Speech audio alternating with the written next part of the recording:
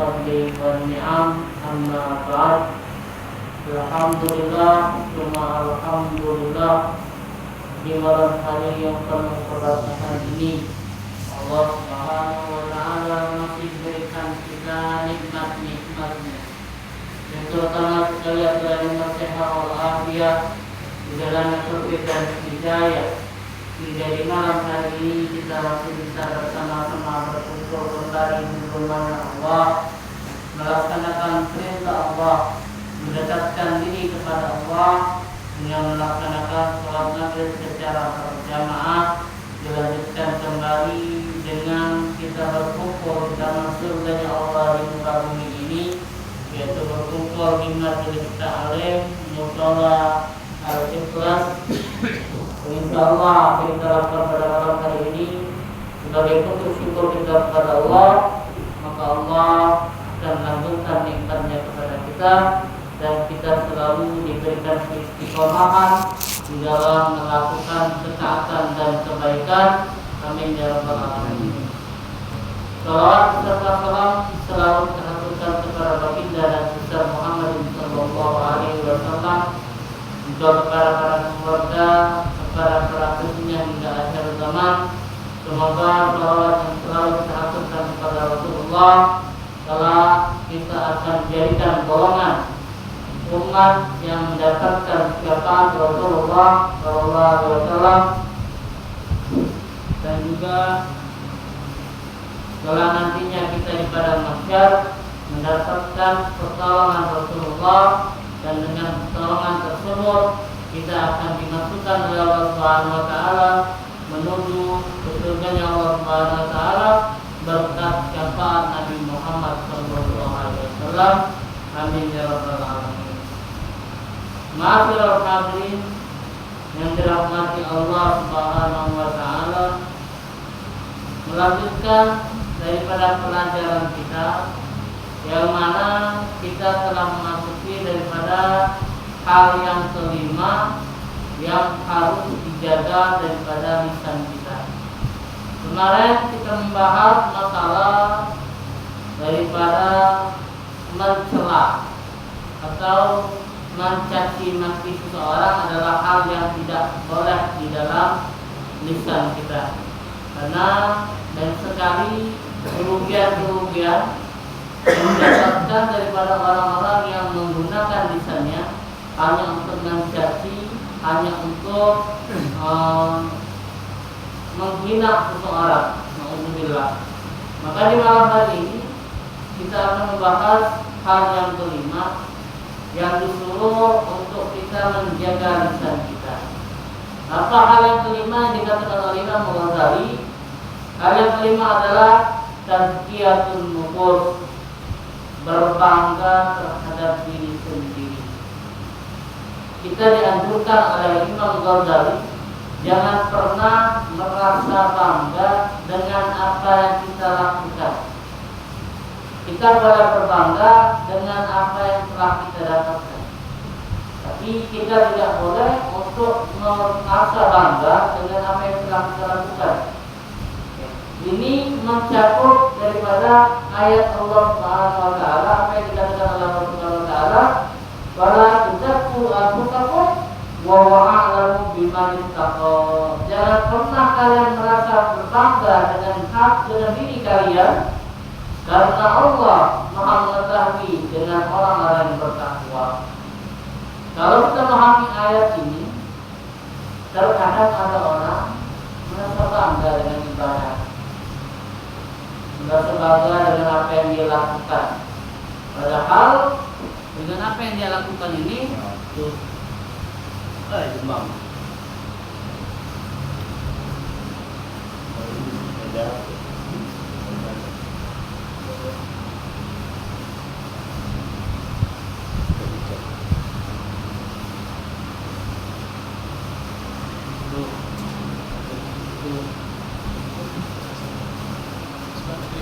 Padahal dengan apa yang dia lakukan tersebut belum tentu menunjukkan daripada seorang ini adalah hamba yang takwa kepada Allah.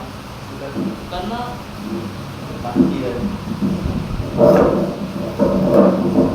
takwa ini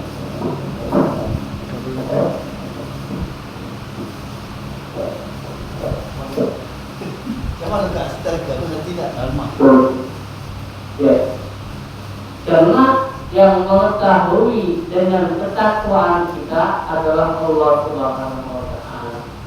Takwa itu bisa menjadi takwa dengan zahir, takwa dengan batin. Karena zahir kita takwa kepada Allah, tapi batin kita ya takwa kepada Allah. Kadang batin kita takwa kepada Allah, tapi zahir kita ya takwa kepada Allah. Jadi kalau bisa memprediksi takwa ini, kita haruslah takwa dengan zahir dan batin. Ya. Kalau misalnya begini, boleh kita berbangga dengan diri kita sendiri. Jangan pernah berbangga dengan apa yang pernah kita lakukan dengan orang lain. Jangan. Ya. Ini yang kata Imam Ghazali, wa'alam anna dzalika yang tusuk min qabrika indan nas wa yajibu muqtadi' inda Allah. Ketahuilah, kata beliau, sesungguhnya itu merasa bangga dengan diri sendiri mengurangi derajatmu di sisi manusia. Dan kita bisa merasakan diri kalau kita mulai berbangga dengan diri kita terhadap manusia lain, maka kita dapat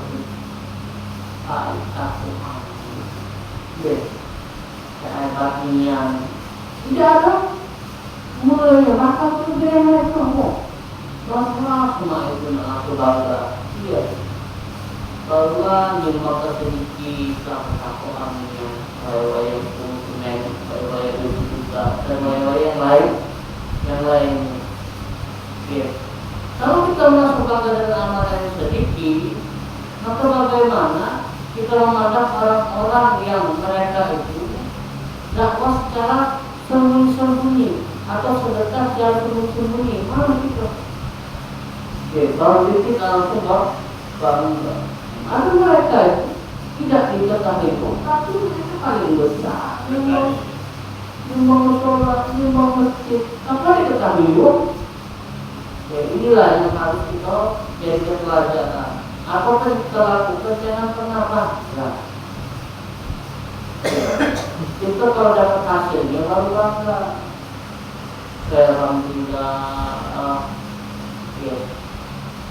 Walaupun nyumbang sedikit, tapi jadilah amal untuk musolanya. Bersyukur sama Allah dengan apa yang dia sudah berikan untuk musola, menjadi kebanggaan dengan diri dia. Jadi masalah. Ya. Banyak waktu salah di awalnya. Nak pengen bangga, nyumbang sana, nyumbang sini, hanya untuk bangga diri itu apa? Tidak ada faedah sedikit pun. Malah itu bakal menjadi orang tahu dengan sifat kita. Oh, macam ini. Ria. Hah? Ria ini. Ya dah, dia bangga dengan diri sendiri itu kayak saya. Ya, merasa hebat. Ya, saya tahu dengan sifat kita. Oh, orang ini, dia nyumbang ini, jatuh. Ada rendahnya, nah sudah tahu kamu. Dengan apa yang telah kita lakukan diri tadi, nama berbangga.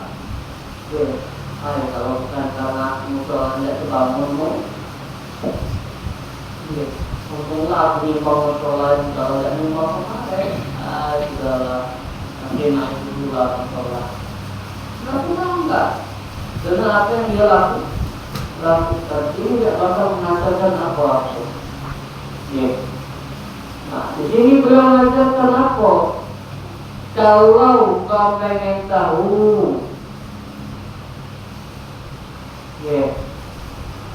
dengan ujian terhadap dirimu itu tidak akan menambahkan dengan derajatmu dengan sisi lain.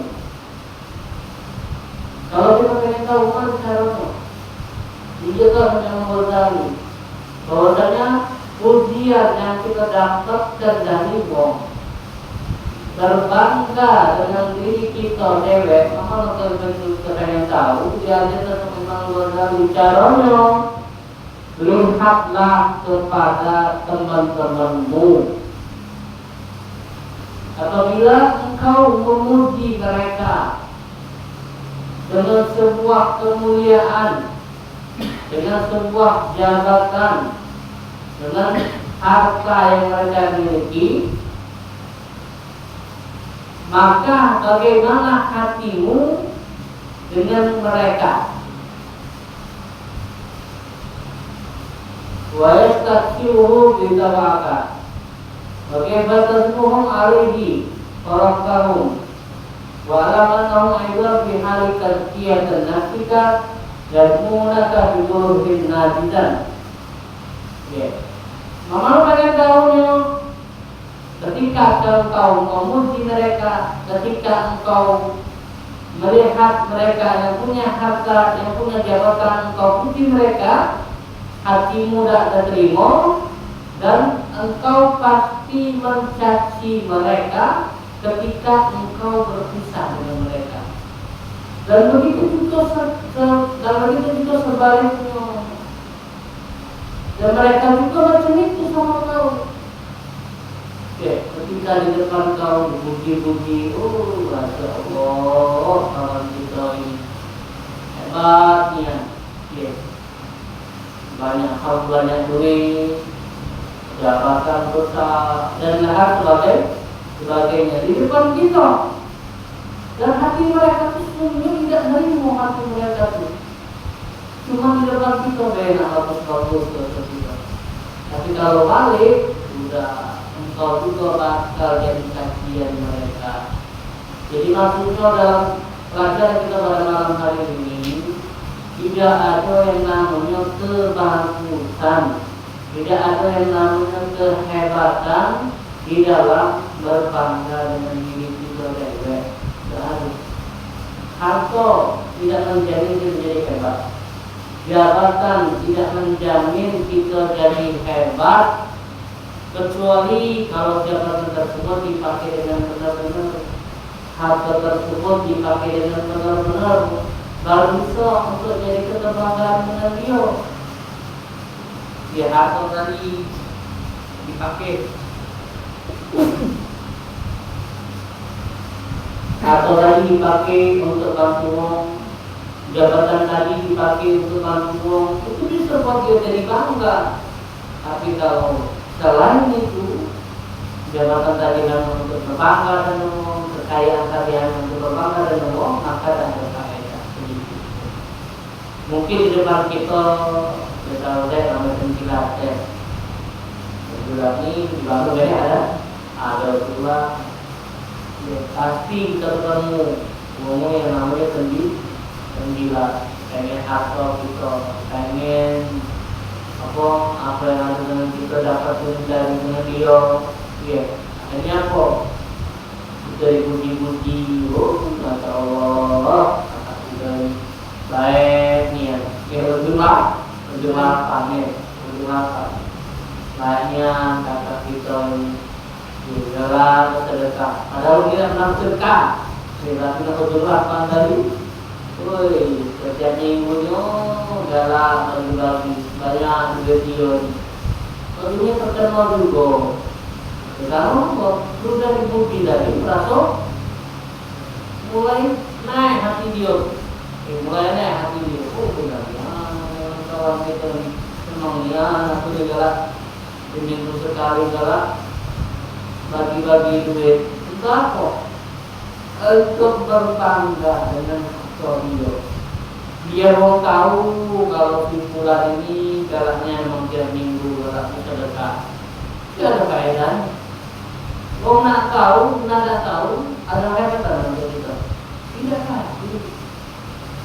Ya, cuma di mata-mata orang yang gila pujian, di mata-mata orang yang gila hormat. Ya, mereka lakukan apa cara lain sehingga orang itu tahu kalau dia ini adalah orang hebat. Sehingga kalau orang tahu dia ini hebat, dia dipuji orang, dia dihormati orang. Padahal ini tidak ada juga kan. Ya, di hadapan manusia mungkin kita bangga-bangga. Di hadapan manusia mungkin kita dihormati. Tapi apalah guna dihormati, apalah guna dipuji-puji, ya tidak ada faedahnya. pujian, hormatan, itu merubah diri kita. Berubah ini tidak. Merubah diri kita. Iya. Bukan berubah sikap kadang. Merubah kita. Untuk di sini merubah kegiatan kita, Nah, merubah penghormatan kita. Tidak ada yang merubah penghormatan. Bahkan kita harus harus mengukur diri kita. Ya, apakah yang diucapkan mereka ini ada tak dalam diri kita? Nah, harus kita sebenarnya. Ketika kita dipuji, ketika kita dihormati, harusnya kita kan mikir, pantas gak boleh dipuji, pantas gak dihormati. Karena apa? Karena yang mungkin mereka katakan tidak ada dalam diri kita. Ya. Apa yang mereka hormati tidak ada dalam diri kita. Ini yang kita takutkan kan? Bahkan seorang ulama itu ketika ada kawan-kawannya atau tamu yang pengen datang, itu dipuji si ulama tadi, dilempar sama dia. Dilempar sama dia. Kenapa? Dia tidak ngalah dipuji ulama tadi. Dia tidak ngalah dipuji. Kenapa? Pujian ini takut melalaikan dia. Kita ini medannya. Sedikit kamu mulai terbang, kamu mulai merasa hebat, kamu mulai merasa, memangnya aku memangnya di tiap minggunya aku musola ini tidak jauh dari 10 juta. Dia melakukan, dia memang melakukan. Dia umpam setiap minggu di musola 10 juta, memang dia lakukan. Tapi apa faedah untuk dia tahu? Yang kita kejarkan bukan pujian dari manusia. Yang kita kejarnya adalah pujian dari Allah. Yang kita kejarnya adalah ridha Allah. Jadi walaupun tidak dipuji kan ada perbedaan. Sama baik. Apa yang bedakan kita ketika kita dipuji sama kita?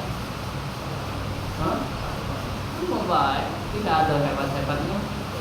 Kaikin hidup Kayak ini ya. Coba kawan-kawan. kabel. Garut.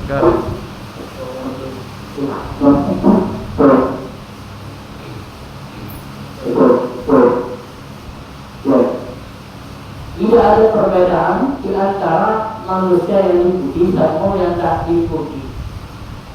Dan juga kita harus mencari cara bagaimana caranya supaya kita tidak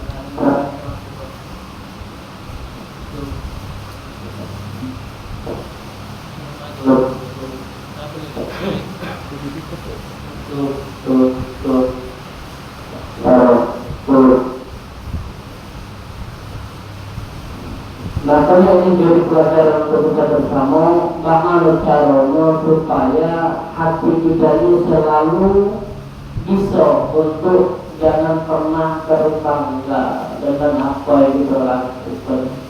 Jauhi sikap-sikap yang ngasih ini, jauhi niat. Takutnya amalan-amalan kita yang kita lakukan akan menjadi bumerang untuk kita. Padahal kalau kita lihat seperti tidak ada yang namanya minta dihormati wong, tidak ada yang namanya minta puji wong, itu bisa menjadi amal yang baik untuk kita. Tapi kalau sebaliknya itu akan menjadi bumerang untuk kita. Pertama apa yang kita lakukan? Pandangan wong terhadap kita. Walaupun kita kan tidak pernah mikirkan, mana macam mana pun tidak pernah mikirkan. Tidak ada alasan. Tapi ini yang bakal terjadi. Kalau sampai ada dalam hati kita merasa bangga dengan apa yang kita lakukan, maka wong akan mulai miring. Ya, padahal itu bagus. Padahal akhirnya orang miring sama kita. Sudah-sudahlah. Dia datang musamanya naaf. Ada tujuan. Dan orang sudah tahu. Ada tujuan apa dia sholat. Tidak lain kalau jangan kalau dia nyumbang pasti ada kehendak, pasti ada sifat dia yang pengen dia tonjolkan. Dan akan berlanjut sampai kapanpun akan berlanjut kalau sudah uang tahu dengan sifat kita. Walaupun itu sudah berubah, uang pasti bakal atau negatif dengan kita. Ya, ini contohnya.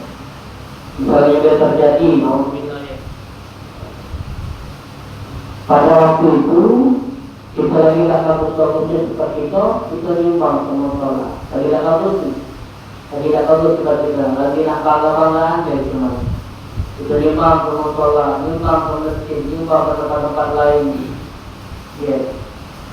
Di tahun kemarin, pada masuk tahun ini, kita sudah berubah seperti itu. Tidak bangga-bangga lagi nak kulusnya batu musola, nak kulusnya batu masjid. Tapi apakah menerima? Tidak itulah menerima kok. Ada negatifnya dulu. Ayo, tak nyumbang lagi udah ini. Aku sama kayak kan kemarin tak nak minta dimulia ke baik, nak minta dihormati baik. Oke, nak nolak tidak mungkin. Oke, kita kan pernah nolak. Kalau umat itu kita terima pula ya, terima pula. Karena kita mandang niatnya tadi. Ya, bukan mandang uang yang namanya itu tadi bakal menolak. Ya, tapi itulah yang bakal kita dapatkan ketika kita memulai amalan kita dengan yang namanya berbangga. Alhamdulillah. Jadi hati-hati ya.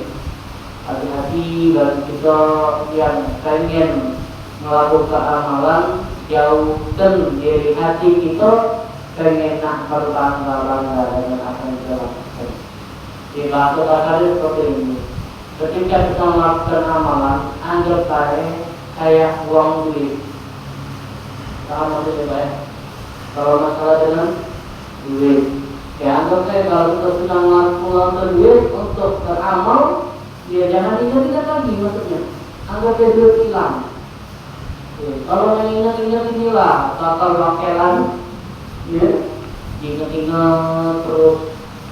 Woi, soal itu aku ingat ya. Pada waktu kamu kemarin aku nyumbang, ingat sih. Aku lah kalau ingat sudah kayak tahu baik. Ya penting kita niatkan ya Allah amalan aku ini, aku niatkan untuk jadi Allah selesai. Dan Allah pasti akan ingat terus dengan amal kita selama kita ikhlas. Kalau kita amalannya perubahan yang besar, kalau kita tidak ikhlas, bahkan amalan itu akan menjadi pengurangan untuk kita. Pengurangan amalan kamu dan terima oleh Allah. Padahal besar kalau kita menjadi musola.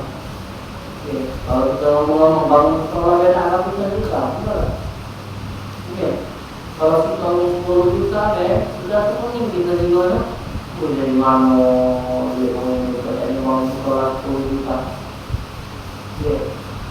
Itu juga lagi bisa hilang ke sama Allah kalau kita tidak ikhlas. Kalau kita cuma nak minta dihormati, kalau cuma kita minta dimuliakan sama Allah, tidak ada faedahnya. Ya, amalan akhirat menjadi amalan yang sia-sia. Allah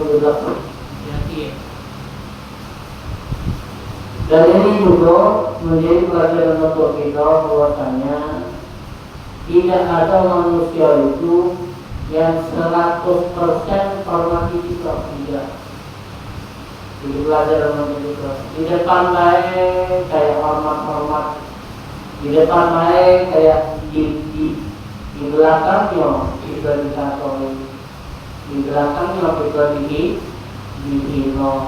Jadi kan pelajaran untuk kita bahwasanya di dunia ini pasti ada namanya yang dimuliakan, pasti ada yang namanya dihina. Tidak ada yang namanya manusia itu dimuliakan terus. Ada masanya dia dihina sama orang. Walaupun itu baik, walaupun orang itu kalau kita dermawanlah. Pasti ada yang bakal hina dia. Pasti ada pikiran orang yang negatif sama dia. Dan itulah manusia. Dan itulah yang bakal terjadi. Yang namanya pujian pasti adanya hinaan. Lepas kita uji-uji, bulan ini memang Masya Allah, memang mau baik, memang mau dermawan, orang yang ahli sedekah, itu kan bukan gitu. Tapi ketika kita lagi, aduh, kayak omongan mereka itu. Apa omongannya? Bapak tadi ya, yang nyumbang itu, sudah dia tuh nyari lagi lah. Dia tuh kami tak dihormati, kami tak dimuliakan, jadi dia nyumbang terus sebulan sebulan itu Pak. Tidak apa, tidak ada yang namanya kekayaan itu selalu dipuji wong, tidak. Dan itu bakal berlangsung sampai akhir zaman mungkin itu Pak. Ada pujian, ada hinaan. Ada mulia atau hinoan, dan selalu bakal berlanjut. Nawang jahat, nawang baik pasti ada yang mereka seperti itu. Alhamdulillah. Jadi yang kelima adalah kita jangan pernah terbangga diri dengan apa yang kita lakukan.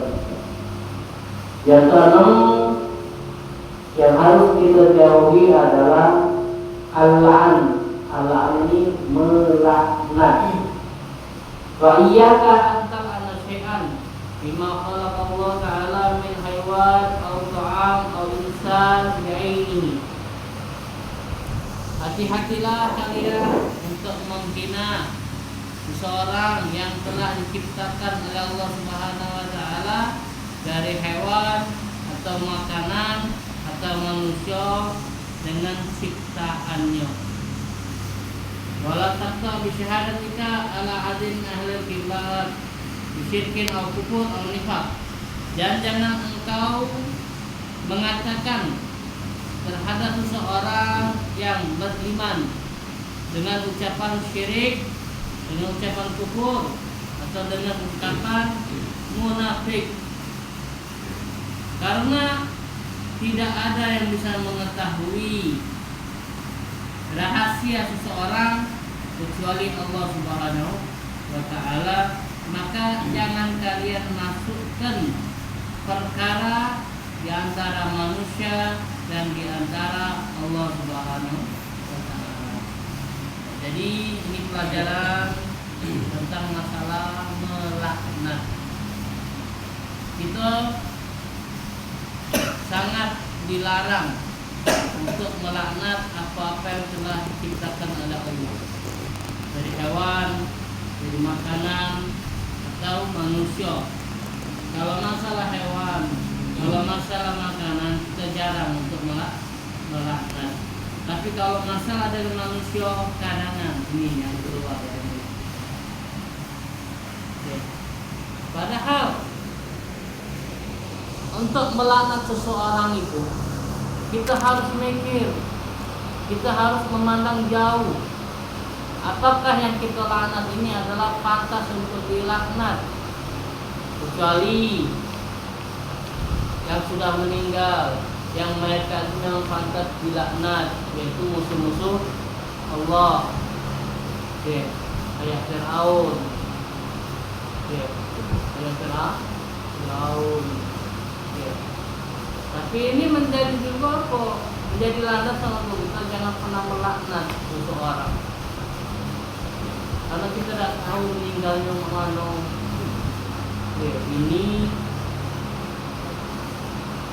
Ini dengan melihat seseorang tadi sudah merasa hebat. Kalau jadi aku hamba yang menurut terus, akan jadi hamba yang tidak baguslah, dan mereka sebagai jangan pernah Kita tidak pantas untuk melaknat seseorang. Ya, yang kita pantas ini adalah untuk bukan laknat ya, untuk mengakui diri kita dulu. Bagus dulu dia, bagus dulu apa yang aku lakukan. Jangan pernah kita melaknat orang lain dengan apa yang dia lakukan. Ya, mungkin di hari ini dia melakukan kejelekan, melakukan maksiat, maksiat yang melanggar syariat Nabi, yang melanggar perintah Allah. Dia melakukan hari ini. Tidak boleh kita langsung ngakui, wong ini anak Allah. Hati-hati. Walaupun perkaranya melanggar syariat. Yang harus kita lakukan ketika nengok uang melanggar syariat, kita doa, kita berlaknat. Tidak boleh kita lakukan. Oh ya Allah, semoga Allah laknat kau.